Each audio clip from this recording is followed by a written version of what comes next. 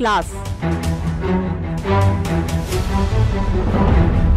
Class to mass. అధికారంలో ఉన్నా ప్రతిపక్షంలో ఉన్నా తగ్గేదేలే. సిటీ సిన్నోడే కాదు, పల్లెటూరు పిల్లగాడు కూడా ఆయనే.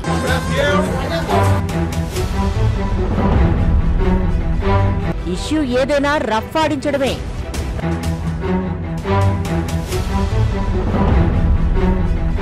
ప్రత్యర్థులు పరుగులు పెట్టాల్సిందే. ప్రస్తుతం బీఆర్ఎస్ వర్కింగ్ ప్రెసిడెంట్ కేటీఆర్ జోరుకు ఇవన్నీ సరిగ్గా సరిపోతాయి. ఆ స్థాయిలో దూకుడుగా దూసుకెళ్తున్నారు. సర్కార్కు చుక్కలు చూపెడుతున్నారు. అది బహిరంగ సభ అయినా అసెంబ్లీ అయినా తన బ్యాటింగ్ తో సర్కారుకు ముచ్చమటలు పట్టిస్తున్నారు. ఆయన కొట్టే బౌండరీలకు తట్టుకోలేక అధికార పక్షంలోని ఫీల్డర్లు బెంబేలెత్తిపోతున్నారు. ఈయనను మేం తట్టుకోలేంరా బాబు అని ఆర్తనాదాలు చేస్తున్నారు. చివరకు సోషల్ మీడియాలోనూ ఆయన దూకుడును తట్టుకోలేక కళ్లు తేలేస్తున్నారు హస్తం పార్టీ లీడర్లు. మరో జాతీయ పార్టీ టీం సహాయం తీసుకుంటున్నారు. అయినా మాటల దాడిని అడ్డుకోవడం వారి వల్ల కావడం లేదు.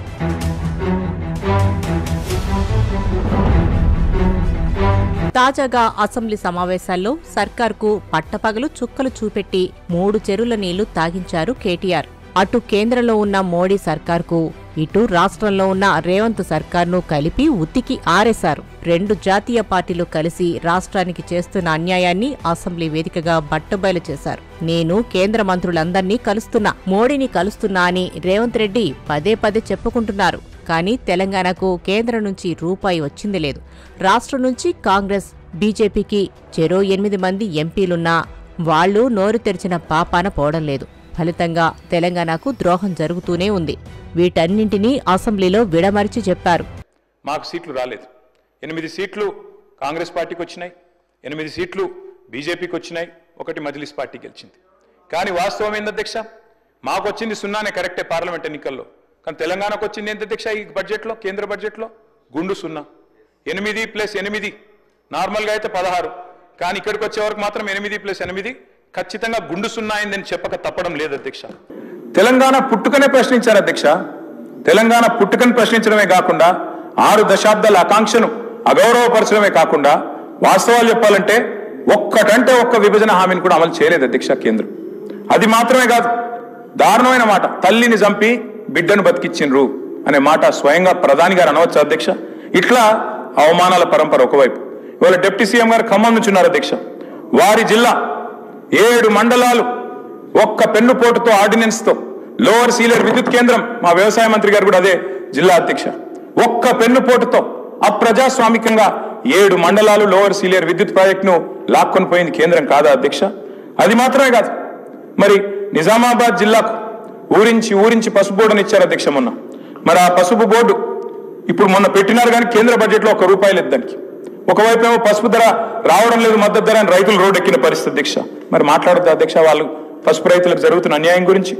ఎవరితో అయినా పెట్టుకోవచ్చు, కానీ సబ్జెక్ట్ ఉన్నోడితో 2-3 భాషల మీద పట్టున్నోడితో పెట్టుకోకూడదని అంటుంటారు. కానీ ఈ విషయం తెలియక కాంగ్రెస్ వాళ్లు, బీజేపీ వాళ్లు కేటీఆర్ కు ఎదురెళ్లి చతికిల పడుతున్నారు. అసెంబ్లీ వేదికగా మరోసారి ఇదే ప్రయత్నం చేసి 2 పార్టీలు కళ్లు తేలేశాయి. రేవంత్ రెడ్డి గతంలో తనపై, బీఆర్ఎస్ పై చేసిన ఆరోపణలకు దిమ్మ తిరిగే కౌంటర్ ఇచ్చారు కేటీఆర్. తనను అన్యాయంగా జైలుకు పంపారని అసెంబ్లీలో రేవంత్ రెడ్డి సింపతి కొట్టేసే ప్రయత్నం చేశారు. కానీ సింగిల్ సెంటెన్స్ తో ఆ సెంటిమెంట్ ప్రయత్నాలకు ఆయింట్మెంట్ రాసేసి అవతల పడేశారు కేటీఆర్.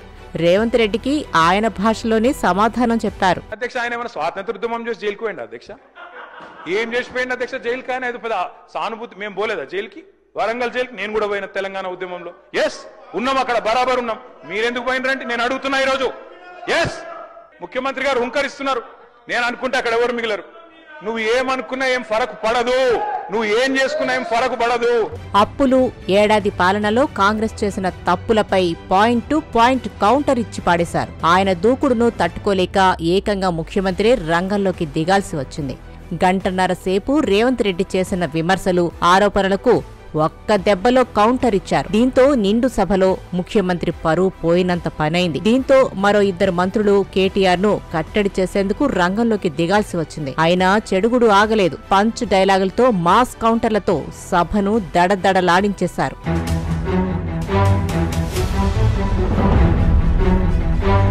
అటు కేంద్ర సర్కారు, ఇటు రాష్ట్ర సర్కారు అధ్యక్ష ఇద్దరు కూడా నినాదాలు ఘనం అధ్యక్ష, విధానాలు మాత్రం శూన్యం.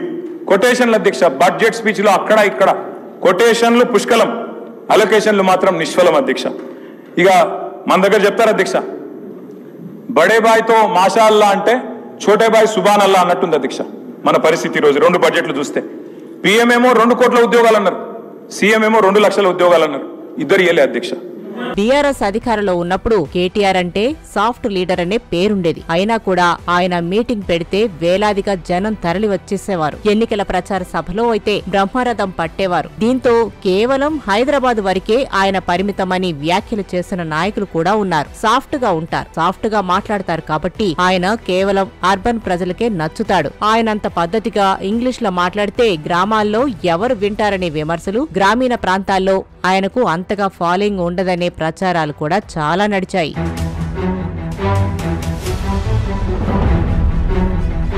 కానీ పార్టీ అధికారంలో లేకున్నా ఆయన మాస్ పవర్ ఏంటో చూపిస్తున్నారు. ఇటీవల ఆయన ఏ జిల్లా పర్యటనకు వెళ్లినా తండోపతండాలుగా ప్రజలు తరలి వస్తున్నారు. కేటీఆర్ ను చూసేందుకు, ఆయన మాటలు వినేందుకు యువకుల నుంచి వృద్ధుల వరకు పెద్ద ఎత్తున వస్తున్నారు. ఆయన పంచ్ డైలాగులకు ఈలలు కేకలతో హోరెత్తిస్తున్నారు. చివరకు ముఖ్యమంత్రి రేవంత్ రెడ్డి సొంత నియోజకవర్గం కొడంగల్లో సభ పెడితే వచ్చిన జనాన్ని చూసి సర్కారు పెద్దలే షాక్ అయ్యారట. అధికారులు పోతే నిరసన వ్యక్తం చేసిండ్రు, అదే రేవంత్ రెడ్డి పోతే ఉరికిచ్చి ఉరికిచ్చి ఉరికిచ్చి కొట్టేటోళ్ళు మన మా గిరిజన అన్నదమ్ములు. రేవంత్ రెడ్డి గారు నీకు ఒక బంపర్ ఆఫర్ ఇస్తున్నాం, చలో దమ్ముంటే రేవంత్ రెడ్డి కొడంగల్ ఎమ్మెల్యే పదవికి రాజీనామా చేసి మళ్ళీ ఇక్కడికి రా, ఎవరు గెలుస్తారో చూద్దాం. మేము ఇంతమంది రామ్, నువ్వు భయపడకు. 50,000కు ఒక్క ఓటు తక్కువ వచ్చినా నేను రాజకీయ సన్యాసం చేసి మళ్ళా రాజకీయంలో కూడా ఉండా. 10 ఏళ్లు బ్రహ్మాండంగా కడుపుల సల్ల కదలకుండా ఎక్కడ కూర్చున్న వాళ్ళకి అక్కడ ఫోన్లా బ్రహ్మాండంగా మెసేజ్లు పడుతున్నాయి. యాసంగి నాటేసే టైం వచ్చిందంటే, వానకాలం నాటేసే టైం వచ్చిందంటే మీ ఫోన్లో ఏం సౌండ్ వస్తుండే? టింగు టింగు అంటుండేనా? ఇప్పుడు టింగు లేదు, బొంగు లేదు, ఉందా? వాడు కొత్తది కనిపెట్టిండు. టింగు టింగ్ అంటే కేసీఆర్, అది కొత్తది టకీ టకీ అట. టకీ లేదు, పికీ లేదు. యాడుంది టకీ టకీ? ఒక్క దగ్గర ఉంది టకీ టకీ, ఒక్క దగ్గర ఉంది. ఢిల్లీలో మాత్రం టకీ టకీ టకీ పడుతున్నాయి పైసలు. రాహుల్ గాంధీ ఖాతాలా, ప్రియాంక గాంధీ ఖాతాలా ఆడ మాత్రం పడుతున్నాయి. ఎందుకంటే ఆడ పైసలు లేకపోతే పదవి ఉంటుందా? ఊస్టింగే.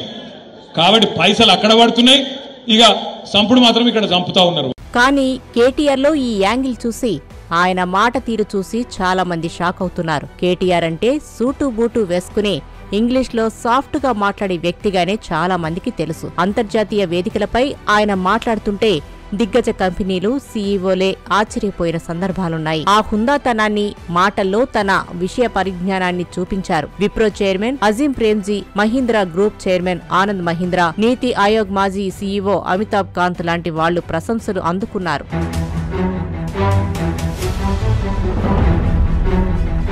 ఐటీ శాఖ మంత్రిగా ఉన్నప్పుడు ఆయన ఓ ఐటీ కంపెనీ సీఈఓ లాగా, తెలంగాణ అనే ఓ ఇండస్ట్రీకి అధినేతలాగా వ్యవహరించారు. So the point is, governments in India have never really come forward or put in or walk the talk in terms of trying to promote entrepreneurship. Now that is something government of Telangana as a startup state, as I keep calling our state, the startup state of India, the 29th state of India, has taken that challenge upon itself precisely. అంతర్జాతీయ కంపెనీల ప్రతినిధులతో సంప్రదింపులు జరిపారు. రాష్ట్రానికి పెద్ద ఎత్తున పెట్టుబడులు తీసుకొచ్చారు. ఐటీ ఎగుమతుల్లో రాష్ట్రాన్ని అగ్రభాగానికి తీసుకెళ్లారు. టీఎస్ ఐపాస్ వంటి విధానాలతో పరిశ్రమల స్థాపనకు అనేక వెసులుబాట్లు కల్పించారు. అయితే పాలసీలు మాత్రమే పెట్టుబడులు తీసుకురావు. వాటిని అందరికీ అర్థమయ్యేలా వివరించగలగాలి. ఆ పనిని కేటీఆర్ తన భుజాలపై వేసుకుని ఆనాడు రాష్ట్రాన్ని ముందుకు నడిపించారు.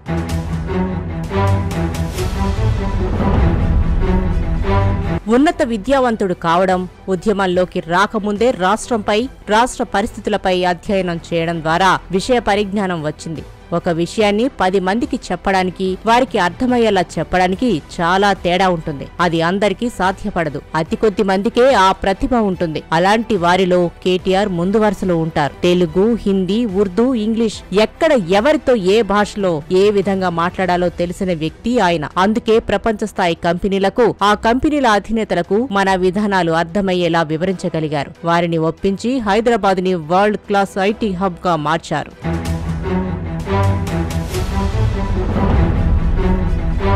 స్పీచ్ ఇవ్వడం 2 రకాలుగా ఉంటుంది. ఒకటి పేపర్ ముందు పెట్టుకుని దాన్ని చదివి అదే గొప్ప అని చెప్పుకోవడం. స్క్రిప్టు లేకున్నా చెప్పాలనుకున్న విషయాన్ని సూటిగా స్పష్టంగా ఎదుటివారికి అర్థమయ్యే భాషలో అనర్గళంగా వివరించి చెప్పగలిగే సత్తా ఉండటం. ఇంగ్లీష్ భాషలో ఏముంది, సేల్స్ మ్యాన్లు కూడా మాట్లాడతారనే వాళ్లు కొందరుంటారు. కానీ ఇంగ్లీష్ ను పద్ధతిగా మాట్లాడడం కూడా ఎంత ముఖ్యమో మొన్న చెన్నైలో జరిగిన దక్షిణాది రాష్ట్రాల నేతల సమావేశంలో కొట్టొచ్చినట్టు కనిపించింది. కేటీఆర్ ప్రసంగానికి చాలా మంది నేతలు, సీనియర్ మోస్ట్ జర్నలిస్టులు కూడా ఫిదా అయిపోయారు. విషయాన్ని ఆయన వివరించిన తీరు అద్భుతంగా ఉందని కొనియాడారు. Pro-rata formula will also problem of pro-rata, it changes power gap. Any government is decided by the majority of 1 seat or 1 vote.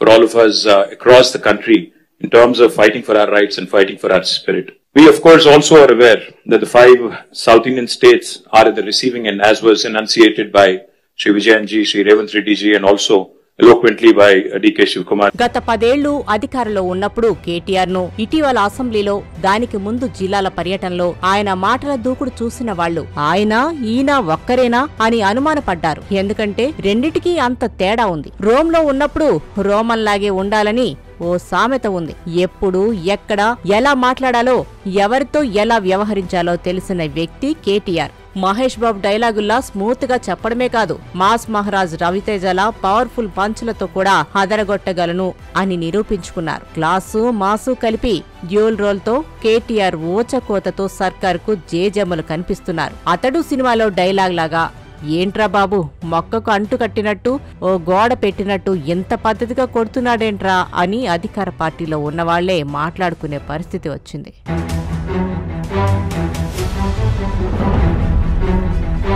అయితే కేటీఆర్ లో ఈ మాస్ యాంగిల్ కొత్తగా అద్దెకు తెచ్చుకున్నది కాదు, కావాలని మాస్ లీడర్లా యాక్ట్ చేస్తున్నది కాదు. అది ఆయనలో ఇన్బిల్డ్ గా ఉన్నది. విదేశాల్లో ఉద్యోగాలు చేసి వచ్చినప్పటికీ ఆయనలో తెలంగాణోడి పౌరుషం మాత్రం అలాగే ఉంది, ఏమాత్రం తగ్గలేదు. ఆయన జనంతో ఎలా కలిసిపోతారో, ఎలా మాట్లాడతారో, ప్రత్యర్థులపైకి ఎలా దూసుకెళ్తారో ఉద్యమ కాలంలో ఆయనను చూసిన వారికి మాత్రమే తెలుసు. ఆయన ఏ అగ్రెసివ్నెస్ తో అయితే ఆనాడు సమైక్య పాలకుల అన్యాయాలను ఎదిరించారో, ఇప్పుడు కూడా అదే అగ్రెసివ్నెస్ తో సమైక్యవాదులైన ప్రస్తుత పాలకులను చెడుగుడు ఆడేస్తున్నారు.